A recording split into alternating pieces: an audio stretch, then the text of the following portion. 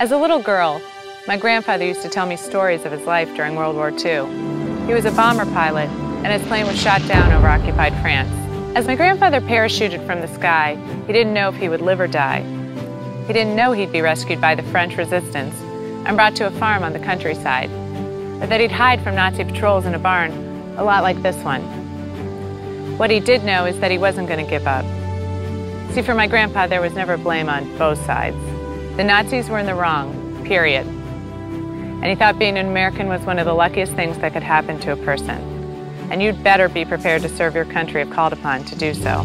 So I went to the Naval Academy, graduated into flight school in the first class of women eligible for combat, and became a Sea King helicopter pilot, flying missions in Europe and the Middle East. When I left the Navy, I wanted to keep serving, so I got my law degree and went to work at the U.S. Attorney's Office. I helped bring a lot of criminals to justice, but I'm most proud of my work developing programs to help people get a second chance and to stop crime before it happens.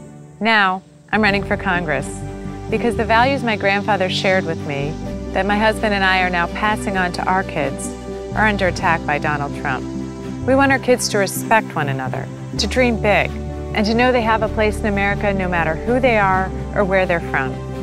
I know I'm not alone. Every day I visit with people around this district, listening and sharing their concerns. That's something this part of New Jersey hasn't had in a while. Congressman Rodney Frelinghuysen hasn't held a town hall meeting in 4 years. Rodney has forgotten the people he was elected to serve. Instead of protecting us, he's voting 98% of the time with President Trump.